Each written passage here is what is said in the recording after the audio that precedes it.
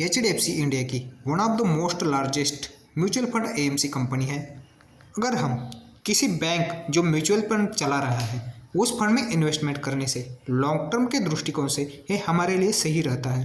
तो आज के वीडियो में हम बात करेंगे HDFC के 3 बेस्ट म्यूचुअल फंड के बारे में। इसमें 3 अलग अलग कैटेगरी के फंड लिए हैं, small cap fund, mid cap fund और फ्लेक्सी कैप फंड। इन 3 म्यूचुअल फंड में हम SIP के साथ लमसम अमाउंट भी इन्वेस्टमेंट कर सकते हैं, क्योंकि मार्केट एक महीने से स्लाइटली डाउन हो चुका है और इसमें और भी करेक्शन आ सकता है। इसलिए लमसम इन्वेस्टमेंट के लिए यह एक अपॉर्चुनिटी हो सकता है। अभी हम बात करते हैं HDFC के 3 बेस्ट म्यूचुअल फंड के बारे में। पहला फंड स्मॉल कैप कैटेगरी से लिया है, HDFC स्मॉल कैप फंड। अगर हम पिछले 10 साल की बात करेंगे तो इस फंड में लगातार 21% का एनुअल कंपाउंडिंग रिटर्न दिया हुआ है। अगर कोई 5,000 का SIP करना चाहता है तो 5,000 में से 2,000 इस फंड में इन्वेस्टमेंट कर सकता है। दूसरा फंड सिलेक्ट किया है मिड कैप कैटेगरी से, HDFC mid cap opportunity fund. Mid cap category का टॉप परफॉर्मिंग फंड है। इस फंड में पिछले 15 साल में लगातार 20% से भी ज़्यादा एनुअल कंपाउंडिंग रिटर्न दिया हुआ है। पोर्टफोलियो डाइवर्सिफिकेशन के लिए आप 5,000 में से 2,000 का SIP इस फंड में कर सकते हैं। तीसरा फंड फ्लेक्सी कैप कैटेगरी से लिया हुआ है, HDFC फ्लेक्सी कैप फंड। इस फंड ने पिछले 22 साल में लगातार 19% का एनुअल कंपाउंडिंग रिटर्न दिया हुआ है।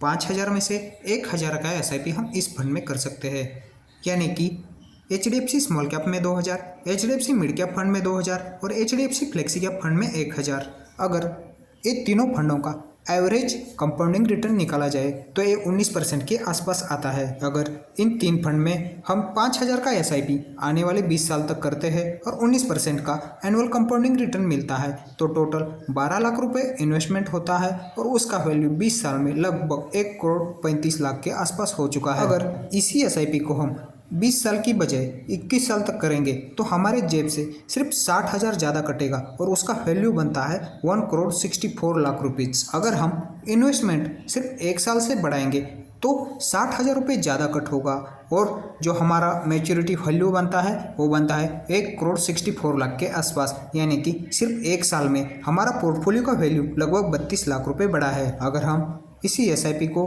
टोटल 25 साल तक कंटिन्यू करते हैं तो 19% का एनुअल कंपाउंडिंग रिटर्न के हिसाब से पोर्टफोलियो का वैल्यू हो जाता है 3.5 करोड़। 20 साल में सिर्फ 1.5 करोड़ मिल रहा था और सिर्फ 5 साल बढ़ाने से हमारा पैसा डबल से भी ज़्यादा हो चुका है। अगर लॉन्ग टर्म के लिए आप इन्वेस्टमेंट करना चाहते हैं तो कंपाउंडिंग इंटरेस्ट आपके लिए कैसे काम करता है यह आपको धीरे धीरे पता चल ही जाएगा। इन 3 फंड में SIP के साथ अगर आप थोड़ा बहुत लमसम अमाउंट भी इन्वेस्टमेंट करोगे तो लॉन्ग टर्म के लिए आपको इससे भी ज़्यादा रिटर्न मिलने की संभावना है, क्योंकि अगर हम गिरे हुए मार्केट में ज़्यादा परचेजिंग करेंगे तो जब मार्केट अप होगा तब हमें ज़्यादा फायदा मिलता है। हमारे जैसे सैलरीड पीपल और सर्वसाधारण लोग ज़्यादा सेविंग नहीं कर सकते हैं और रियल एस्टेट या अदर जगह पे इन्वेस्टमेंट करने के लिए हमारे पास एक साथ पैसा नहीं आता है। इसलिए SIP में छोटा बड़ा सेविंग करके भी लॉन्ग टर्म के लिए हम एक बड़ा वेल्थ क्रिएशन कर सकते हैं और हम फाइनेंशियल फ्रीडम पा सकते हैं। इसलिए जितना हो सकता है उतना स्मॉल अमाउंट से भी आप आज से ही SIP करना स्टार्ट करो। आप जितना अर्ली एज में SIP स्टार्ट करना शुरू करोगे उतना ही ज़्यादा फायदा लॉन्ग टर्म में मिलेगा। धन्यवाद।